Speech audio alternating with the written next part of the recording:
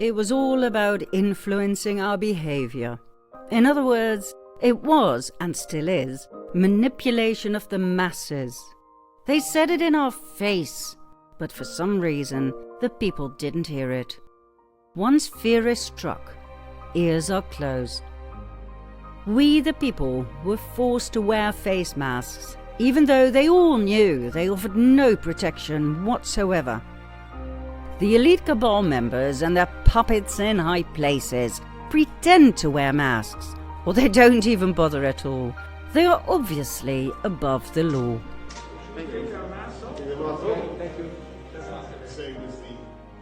We hope you realize that these cabal members and puppets know very well that what we've said in our previous part is true. The SARS-CoV-2 virus has not been proven to exist because it doesn't exist. It is a common flu that was and is exploited to the fullest through their fear-mongering mainstream media. Do you really think they would risk their lives? Royalty? Hollywood celebrities? Politicians? Think again.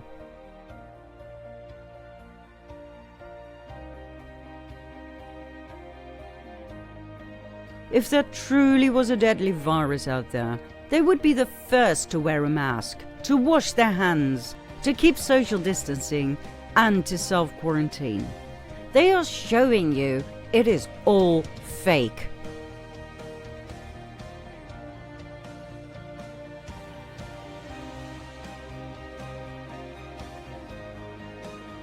In our home country, the royal family went on holiday in the midst of the pandemic, after each and every Dutch citizen was urged to stay at home due to the ever-increasing risk of catching COVID and dying. While enjoying the delights of Greece, they forgot to wear masks. How clumsy, in a time when their citizens were fined and even thrown in jail for forgetting to wear theirs. Oh, and then there was the famous wedding of our Minister of Justice and Security, Ferdinand Grapperhaus. This man is extremely strict and righteous. He makes sure there's 24/7 surveillance for everybody, and those who break the COVID rules are punished in ways they'll never forget. He even said on camera how he felt about people partying in these dangerous COVID times. En ik kan me alleen maar één ding zeggen, als je nu in deze omstandigheden een huisfeest houdt waar gewoon iedereen kan raden dat het niet mogelijk is om die 1,5 meter aan te houden, dan ben je een stel aso's. Ik zeg het gewoon keihard, dan ben je echt een stel aso's. Doe dat nou niet, dan ben je een stel aso's. Now, this man got married and had a lovely party in a time of obliged face masks, social distancing and a ban on partying in general. Our Minister of Justice and Security, that's right, the same man who allows the political pedo party and their nauseating manual to exist, the same man who, after much pressure from the citizens, set up a special committee to investigate satanic ritual child abuse in the Netherlands, a committee for which he appointed both the chair and the first member, with whom he concocted that their findings would first be shared with him before being presented to the House of Representatives, which means the committee is far from being independent. It is part of the Ministry of Justice, causing victims now not to come forward and testify, as they identified some of their rapists and torturers as high government officials within that same ministry. The same man who now refuses to dissolve that committee and form a new one which is truly independent. That man, Ferdinand Grapperhaus, broke all the COVID rules at his own wedding and gave the Dutch citizens the finger. When they got furious, he apologized, gave a symbolic donation to the Red Cross, and paid a symbolic fine for one person, namely himself, instead of the entire gang. The man had obviously lost his mind. I mean, who on earth would hug his mother-in-law? Do realize that the Dutch Minister of Justice and Security now had a criminal record. In the Netherlands, you cannot have a job as a civil servant if you have a criminal record, unless you are the Minister of Justice. In that case, you just say sorry. Right after this inconvenient occurrence, Prime Minister Rutte sided with Grapperhaus. He defended him, so he didn't have to resign. Grapperhaus took the immediate opportunity to state he wanted to see if a convicted COVID violation could be taken off a criminal record. In general, of course, not just for himself. Well, maybe they're smarter than we give them credit for. You see, Grapperhaus's wedding scandal turned out to be a decoy, a distraction away from something he didn't want in the limelight. What happened? On June 27, 2020, investigative journalist platform Argos released their shocking audio documentary about satanic ritual child abuse in the Netherlands, which created quite a storm. Both the Dutch people and the House of Representatives insisted upon an official investigation into this horrific topic. But our Minister of Justice and Security didn't want that. God only knows why. Knowing that a simple no would not find favour, he used his wedding as a decoy. He turned it into a scandal by ignoring the COVID rules. I mean, do you really think he didn't know he'd be in trouble once those photos were seen by the people? And oh my, they were published in each and every magazine and newspaper you can think of.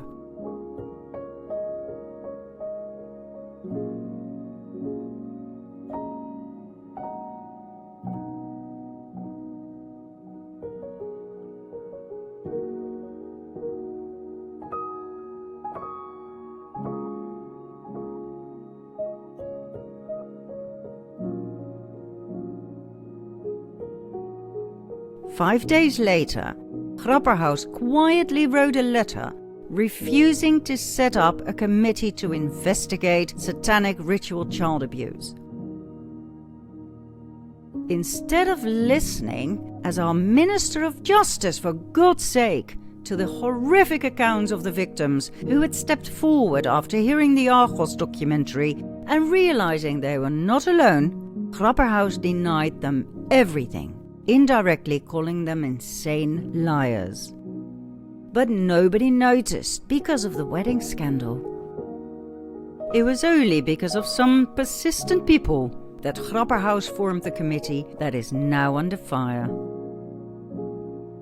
When Gideon van Meijeren spoke up for the victims and asked Grapperhaus why he refused to form a new committee independent of the Ministry of Justice, Grapperhaus was furious.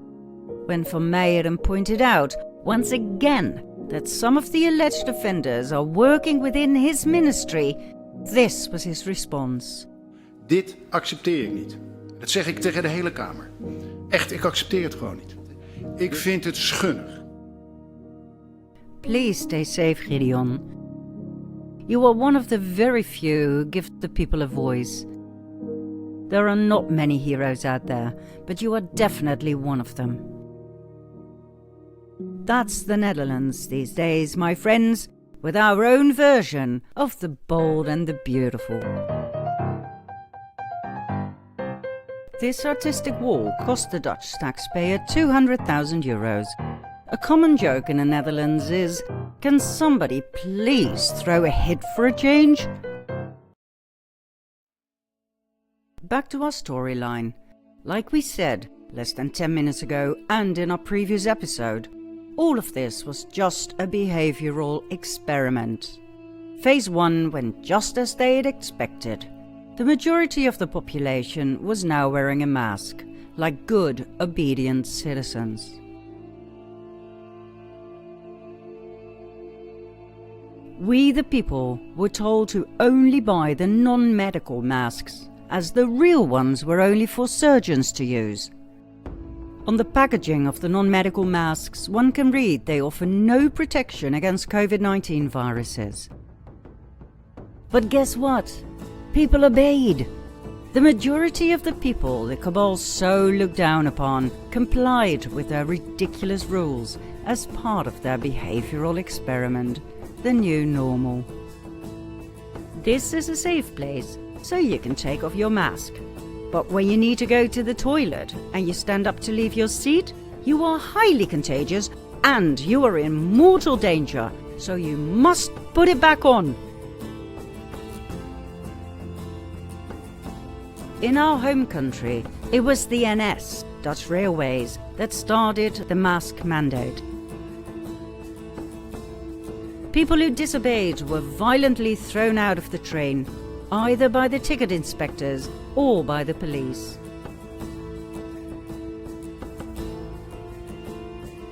To be honest, we were not surprised, as it was the NS that deported the Jews to the death camps in World War II.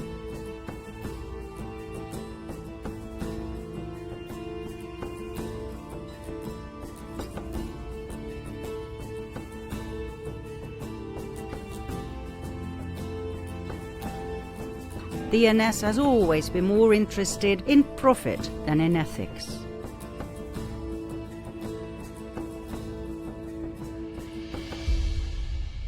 What did surprise us was how easy it was to subjugate people to their will. Instead of massively boycotting Dutch railways and bringing them to their knees by destroying their profits, people complied. The rules became weirder and weirder.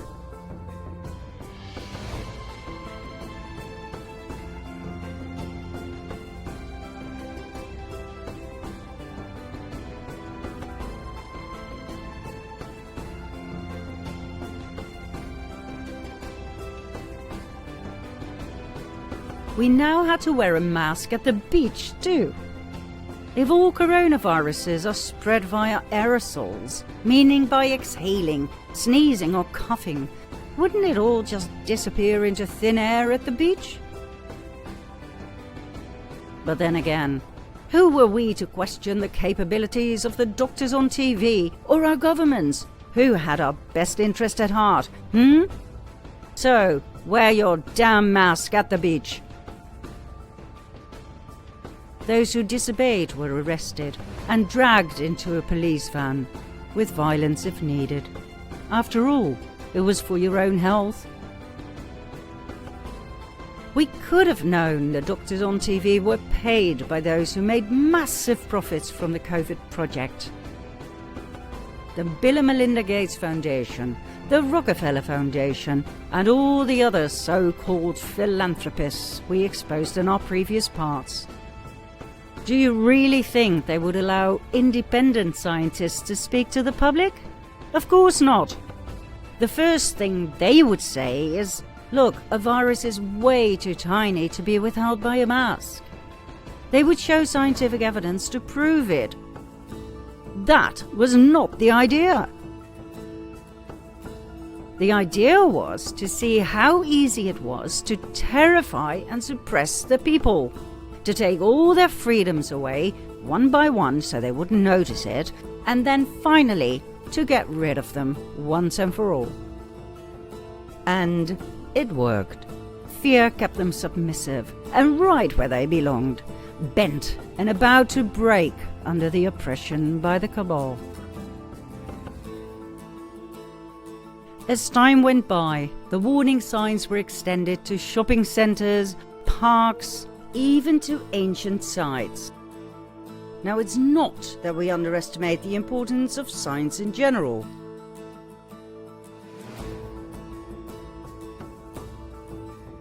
Some things just need to be said, right? But, I mean, seriously? How old do they think we are, 5? Now, the strangest thing is that no efforts were made to collect and destroy the worn and thus contaminated masks. They were everywhere. Yet, the people went along as if it were the most natural thing in the world.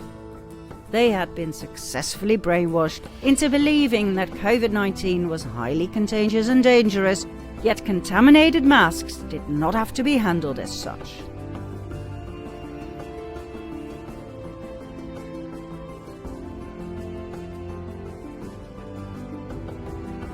no questions were asked. Even when these videos went viral on social media, people clung to the false security of their masks, like a child clinging to its security blanket. Medical professionals stepped forward, warning people about the dangers of wearing masks all the time.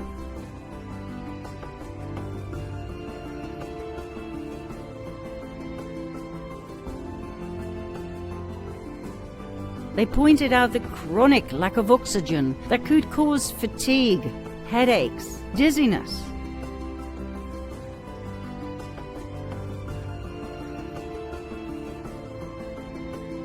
And I'm going to test oxygen level under a mask using an OSHA-approved air quality monitor that tests for oxygen levels, hazardous gas levels, LEL, CO, NH3, H2S, stuff like that.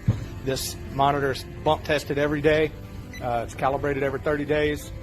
OSHA requires 19.5% oxygen to work in a space. Look it up.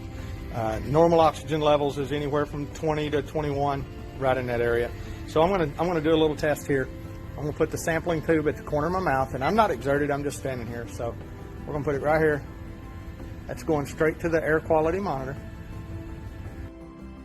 20.5.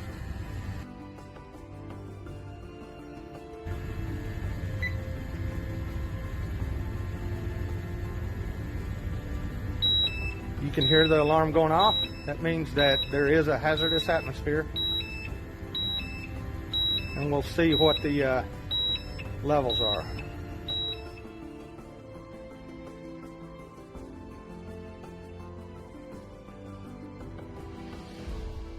If you're wondering about headaches and stuff like that, there's why.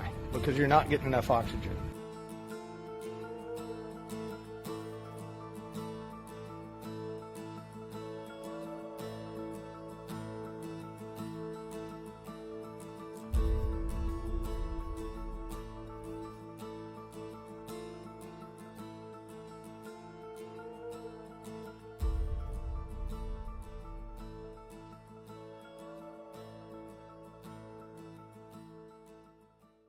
Lung specialists spoke up, warning us about the whole new type of lung disease they predicted would arise due to the inhalation of fibers in the masks. Please realize that face masks contain polymers, as in plastics, awful to inhale all day and even worse for the environment.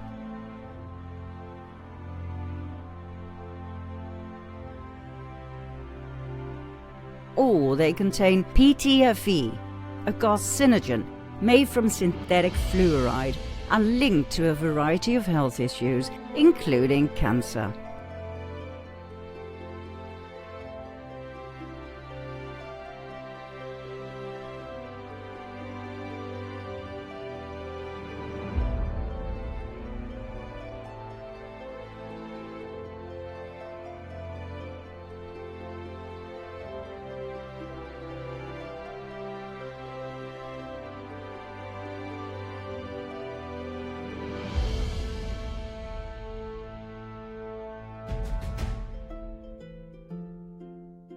The delusional madness of forcing children to wear face masks blatantly ignores expert warnings.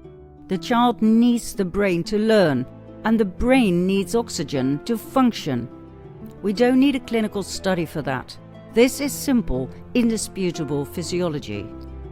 This well-known German neurologist and neurophysiologist, Dr. Marguerite Gries-Brison, warns of a tsunami of dementia years down the road because of oxygen deprivation from wearing masks today. Are you willing to risk your brain to scientifically unfounded, politically motivated mandates? The re-inhalation of our exhaled air will without a doubt create oxygen deficiency and a flooding of carbon dioxide. We know that the human brain is very sensitive to oxygen deprivation. There are nerve cells, for example in the hippocampus, that can't be longer than 3 minutes without oxygen. They cannot survive. The acute warning symptoms are headaches, drowsiness, dizziness, issues in concentration, slowing down of reaction time, reactions of the cognitive system. However, when you have chronic oxygen deprivation, all of those symptoms disappear because you get used to it. But your efficiency will remain impaired and the undersupply of oxygen in your brain continues to progress.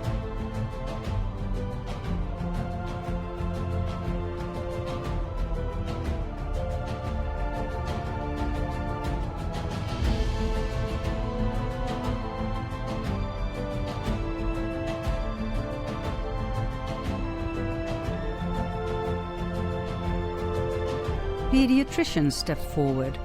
They were convinced that babies and infants wearing masks would have retarded development in life due to a chronic lack of oxygen.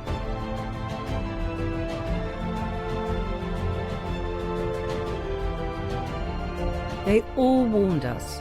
Face masks could severely affect your ability to think clearly. It turned out they were right.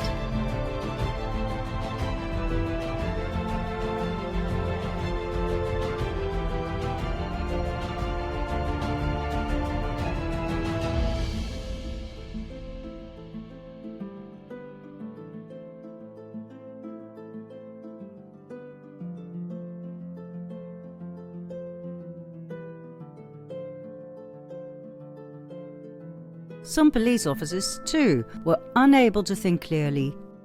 Even though medical exemptions from wearing a mask were allowed by the government, quite a few of them couldn't remember that, probably due to the lack of oxygen in their brains. Get off of me! Get off! Let go of his vest. Let go of his vest. He's fucking choking me! He's choking me! What the choking me, dude? What the fuck? You're fucked in the head! You're fucked! What the fuck are you doing to me? What have I done? What have I done? You just tell me what the fuck I've done. What have I done wrong? You just kicked me in the chest. Yeah, but you're choking her. No. As a man on a girl, and you choked her. For what? For a mask? For not having a mask? Look how pathetic you are. She doesn't have a mask. Are you serious? Are you serious? Just for not having...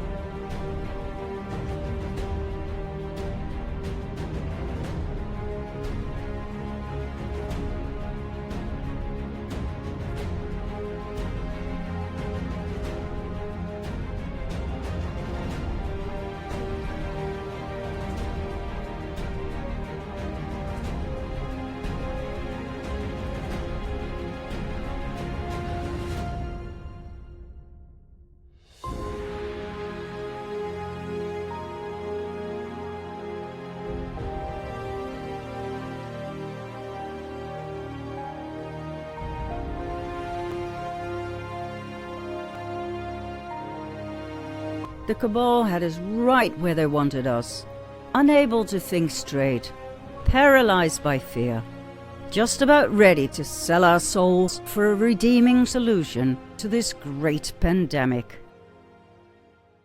We washed our hands a dozen times a day, using hand sanitizer, of course, just like our leaders told us to.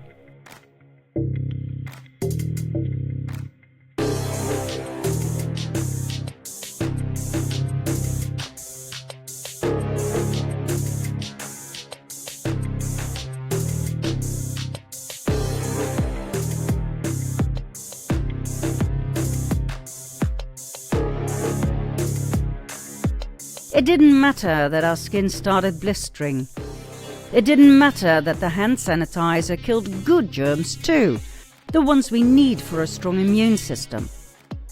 It didn't matter that those same hand sanitizers contain toxic methanol that, if absorbed by the skin in certain amounts, can lead to methanol poisoning with a variety of symptoms, ranging from headaches, nausea and dizziness, to vision problems, loss of consciousness, even death.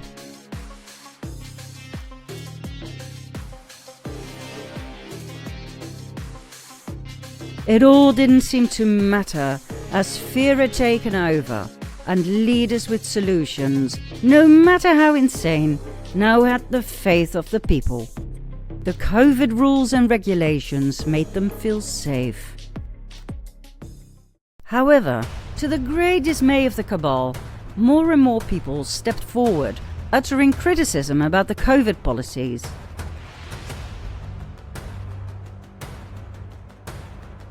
Some of them had put face masks under a microscope and found the disturbing presence of things that should not have been there.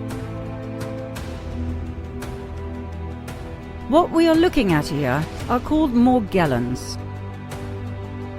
Morgellons are tiny fibers that cause something called Morgellons disease. Patients describe the feeling of something alive crawling and biting underneath their skin, like tiny insects. They often have nasty wounds that just won't heal. Some endure terrible itches. Many feel chronically exhausted and suffer from memory loss and confusion. Their muscles ache, they have spasms, their liver is enlarged, their bone structure degenerates. Tiny fibers of different colors and black specks come crawling out of their skin. Doctors have absolutely no idea what they are and how they enter the body or how to get rid of them. For a long time, the CDC's humble yet condescending opinion was that it was just a delusional parasitosis, meaning a parasite that only exists in one's imagination.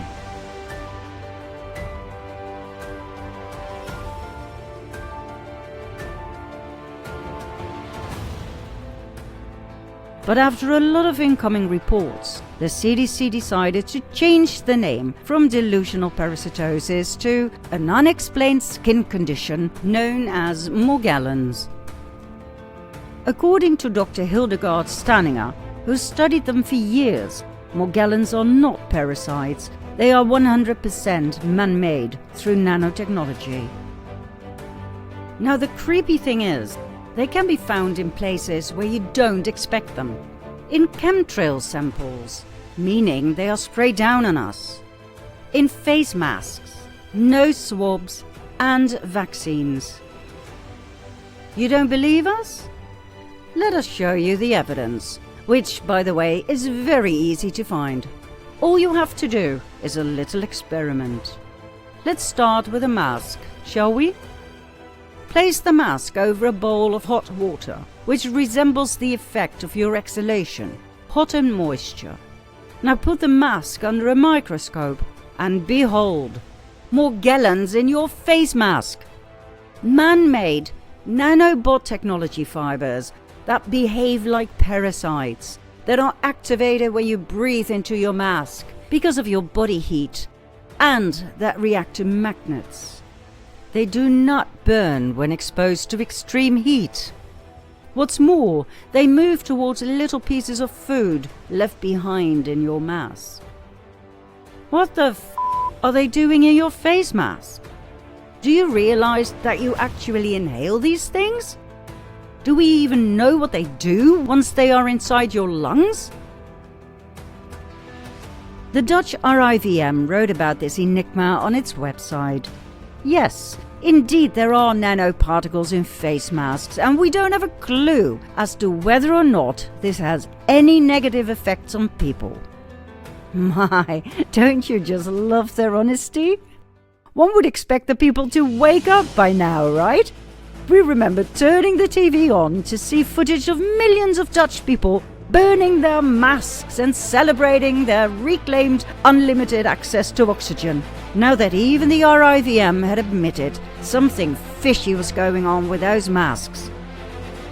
But no, to our astonishment, we saw the same droning repetition of fear-mongering emphasis on the importance of face masks and social distancing. Fear had struck. Insanity was the result. That it was all just a behavioral experiment was made excessively clear by fun little experiments such as these.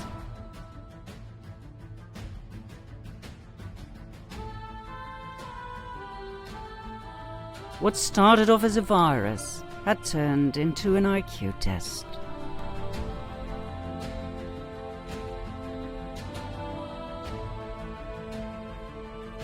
a societal rupture started to become visible.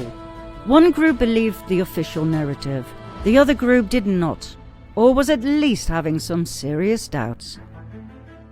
This rupture was only the beginning of the sad alienation between people, not just within societies, but also within families and among friends. The believers could no longer identify with the disbelievers, and vice versa. The divide and conquer strategy of the cabal was once again victorious.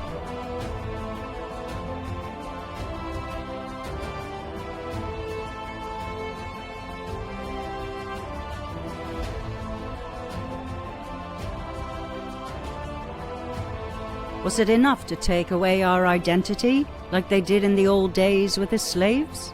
Or did they have more in store for us? Let's find out in part 21.